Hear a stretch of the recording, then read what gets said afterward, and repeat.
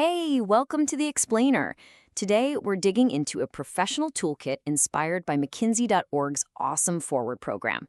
We're going to give you some really practical, proven tools to build the skills you actually need to thrive at work. So let me just start with a question that, we all run into. How do you solve those big, hairy, complex problems at work? The ones that your degree or your training just never prepared you for. How do you tackle them with real confidence? Here's the thing about the modern workplace. What you know has a shorter and shorter shelf life. Success today really depends on how you think, how you adapt, and how you act. And for that, you need a reliable toolkit. So in this explainer, we're going to build one together. First up, the Modern Career Challenge. Let's just quickly set the stage here. Why is this toolkit so incredibly critical right now? Well, we're all navigating a whole new world of work. I mean, this constant churn means that just being a specialist, it's not enough anymore. You have to be an adaptable thinker.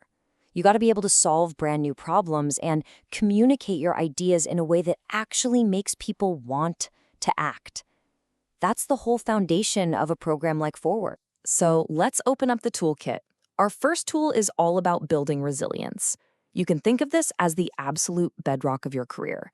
It's what lets you handle all the inevitable setbacks and challenges without completely burning out. The program gives us this really powerful little technique called APR. Okay, so picture this. You just got some pretty tough feedback. The first step is awareness. You notice that knot in your stomach, that defensive thought that pops into your head. Then you pause. Just take one deep breath. That's it. It's just enough to interrupt that automatic script. And finally, you reframe. You actively ask, okay, what can I learn from this? Instead of, why is this happening to me? A single technique is great for in-the-moment situations, for sure. But the real magic happens when you make it a habit. So how do you turn the practice of resilience into something you do without even thinking about it? Well, this is where the habit loop comes in, and it is a game changer. Let's use that same example. The cue is getting that tough feedback. Your new routine is to practice APR, awareness, pause, reframe. And the reward? It's that feeling of being in control, of finding a learning moment instead of just feeling attacked. That reward is what tells your brain, hey, let's do that again next time. So I want you to actually take a second and think about this. What's one cue in your day? Maybe it's that stressful meeting invite that pops up, or the first email you see from a difficult colleague. How could you use that to trigger this new routine? All right, let's move on to our next tool. This one builds right on top of the last one. Once you've got the resiliency to actually face a problem, you need a method to solve it. This is all about turning chaos into clarity. Most of us, we default to just going with our gut, our intuition. And for little things, that's totally fine. But for the big, complex challenges, it's basically like guessing in the dark. A structured approach, that's like flipping on the lights.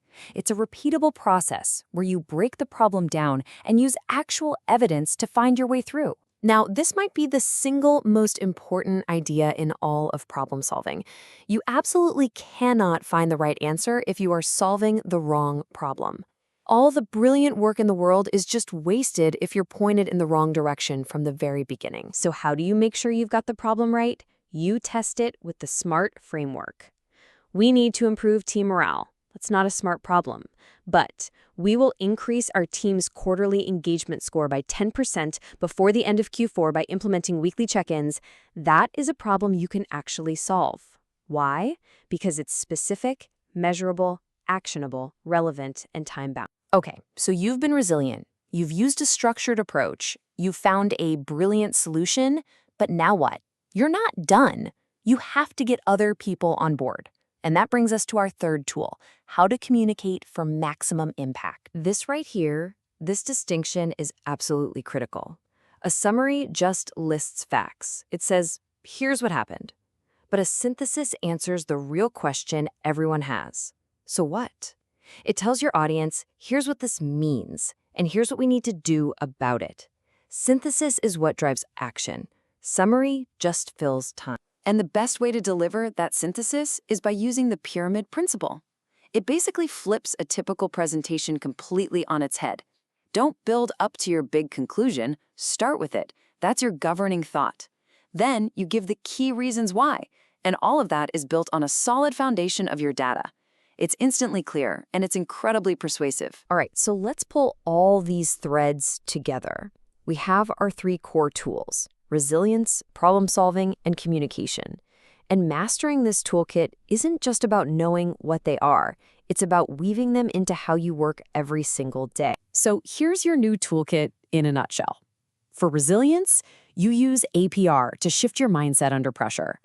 For problem solving, you use SMART to define the right problem.